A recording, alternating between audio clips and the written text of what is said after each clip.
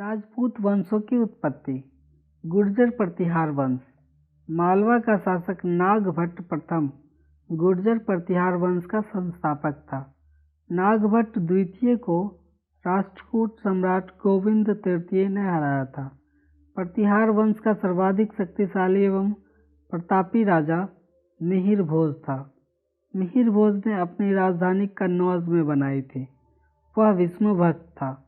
उसने विष्णु के सम्मान में आदि वराह की उपाधि धारण की। राजशेखर प्रतिहार शासक महेंद्रपाल के दरबार में रहते थे। इस वंश का अंतिम राजा यशपाल 1036 ईस्वी था। दिल्ली नगर की स्थापना तोमर नरेश अनंगपाल ने 11वीं शताब्दी के मध्य में किया। गढ़वाल राठौड़ वंश। गढ़वाल वंश का संस्थापक चंद्रदेव था। इसकी राजधानी वाराणसी काशी थी। इस वंश का सर्वाधिक शक्तिशाली राजा गोविंद चंद्र था। इसका मंत्री लक्ष्मीधर शास्त्रों का प्रकांड पंडित था, जिसने कृत्यकल्पतरु नामक ग्रंथ की रचना की। गोविंद चंद्र की एक रानी कुमार देवी ने सारनाथ में धर्म चक्र जिन विहार बनवाई। पृथ्वीराज तृतीय ने स्वयंवर से जयचंद की पुत्री संयोगिता का अपहरण कर लिया था। इस वंश का अंतिम शासक जयचंद था, जिसे गोरी ने 1194 ईस्वी के चंदावर युद्ध में मार डाला। चहमान या चौहान वंश। चौहान वंश का संस्थापक वसुदेव था। इस वंश की प्रारंभिक राजधानी अहिछत्र थी। बाद में अजय राज तृतीय ने अजमेर नगर की स्थापना की और उसे राजधानी बनाया। इस वंश का सबसे शक्तिशाली शासक अर्णोराज के पुत्र विग्रहराज चतुर्थ विसलदेव 1153 से 1163 ईस्वी हुआ, जिसने हरिकेली नामक संस्कृत नाटक की रचना की। सोमदेव विग्रहराज चौथे के राजकवि थे।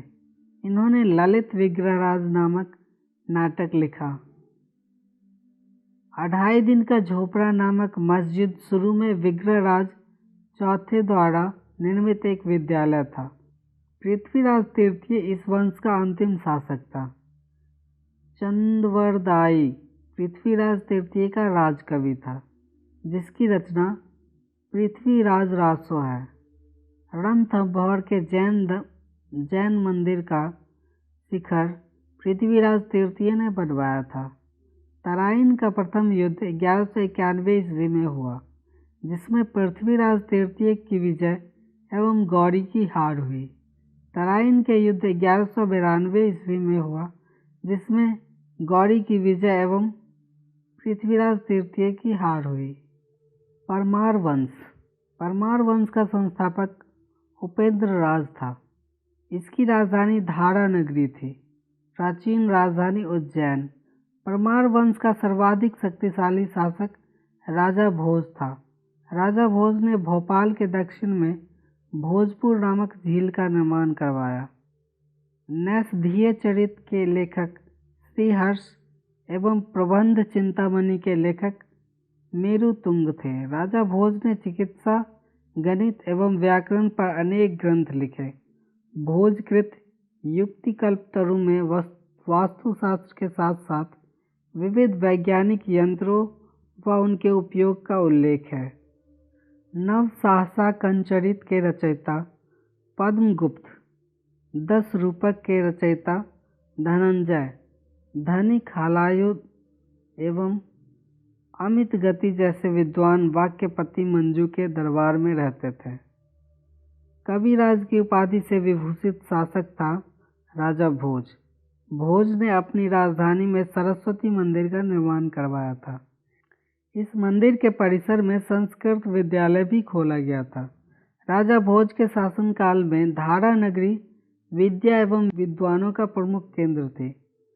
भोज ने चित्तौड़ में त्रिभुवन नारायण मंदिर का निर्माण करवाया। भोजपुर नगर की स्थापना राजा भोज ने की थी। परमार वंश के बाद तोमर वंश का, उसके बाद चहमान वंश का और अनंततः 1297 ईस्वी में अलाउद्दीन खिलजी के सेनापति नसरत खां और उलुग खां ने मालवा पर अधिकार कर लिया। चंदेल वंश। प्रतिहार वंश साम्राज्य के पतन के बाद बुंदेलखंड की भूमि पर चंदेल वंश का स्वतंत्र राजनीतिक इतिहास प्रारंभ हुआ। बुंदेलखंड का प्राचीन नाम जेजा कभुक्ती है। चंदेल वंश का संस्थापक है नन्नुक 831 ईस्वी। इसकी राजधानी खजुराहो थी। प्रारंभ में इसकी राजधानी कालिंजर महोबा थी। राजा धंग ने अपनी राजधानी कालिंजर से खजुराहो में स्थानांतरित की थी। चंदेल वंश का प्रथम स्वतंत्र एवं सबसे प्रतापी राजा यशोवर्मन था। यशोवर्मन ने कन्नौज पर आक्रमण कर प्रतिहार राजा देवपाल को हराया तथा उससे एक विष्णु की प्रतिमा प्राप्त की, जिसे उसने खजुराहो के विष्णु मंदिर में स्थापित की। धंग ने जिन्ननाथ, विश्वनाथ एवं वैद्यनाथ मंदिर का निर्माण करवाया। कंदरिया महादेव मंदिर का निर्माण धंगदेव द्वारा 999 ईस्वी में किया गया। धंग ने गंगा जमुना के संगम पर शिव की आराधना करते हुए अपने शरीर का त्याग किया। चंदेल शासक विद्याधर ने कन्नौज के प्रतिहार शासक राज्यपाल की हत्या कर दी, क्योंकि उसने महमूद के आक्रमण का सामना किए बिना ही आत्मसमर्पण कर दिया था। विद्याधर ही अकेला ऐसा भारतीय नरेश था जिसने महमूद गजनी की महत्वाकांक्षाओं का सफलतापूर्वक प्रतिरोध किया। चंदेल शासक कीर्तिवर्मन की राज्यसभा में रहने वाले कृष्ण मिश्र ने प्रबोध चंद्रोदय की रचना की थी। इन्होंने महोबा के समीप कीर्ति सागर नामक जलाशय का निर्माण किया। अल्लाह उदल नामक 2 सेना नायक परमर्दी देव के दरबार में रहते थे, जिन्होंने पृथ्वीराज चौहान के साथ युद्ध करते हुए अपनी जान गंवाई थी। चंदेल वंश का अंतिम शासक परमर्दी देव ने 1202 ईस्वी में कुतुबुद्दीन ऐबक की अधीनता स्वीकार कर ली। इस पर उसके मंत्री अजय देव ने उसकी हत्या कर दी। सोलंकी वंश अथवा गुजरात के चालुक्य वंश। सोलंकी वंश का संस्थापक मूलराज प्रथम था। इसकी राजधानी अनिलवार थी। मूलराज प्रथम शैव धर्म का अनुयायी था। भीम प्रथम के प्रशासन काल में महमूद गजनवी ने सोमनाथ के मंदिर पर आक्रमण किया। भीम प्रथम के सामंत बीमल ने आबू पर्वत पर दिलवाड़ा का प्रसिद्ध जैन मंदिर बनवाया। सोलंकी वंश का प्रथम शक्तिशाली शासक जयसिंह सिद्धराज था। प्रसिद्ध जैन विद्वान हेमचंद्र जयसिंह सिद्धराज के दरबार में था।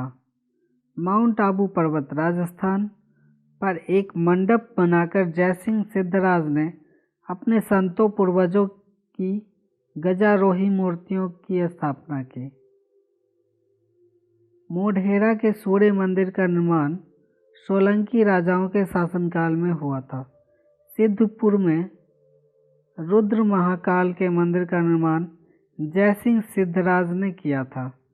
सोलंकी शासक कुमारपाल जैन मतानुयायी था। वह जैन धर्म के अंतिम राजकीय प्रवर्तक के रूप में प्रसिद्ध है। सोलंकी वंश का अंतिम शासक भीम द्वितीय था। भीम द्वितीय के एक सामंत लवण प्रसाद ने गुजरात में बघेल वंश की स्थापना की थी। बघेल वंश का कर्ण द्वितीय गुजरात का अंतिम हिंदू शासक था। इसने अलाउद्दीन खिलजी की सेनाओं का मुकाबला किया था। कलचुरी चेदी वंश। कलचुरी वंश का संस्थापक कोक्कल था। इसकी राजधानी त्रिपुरी थी।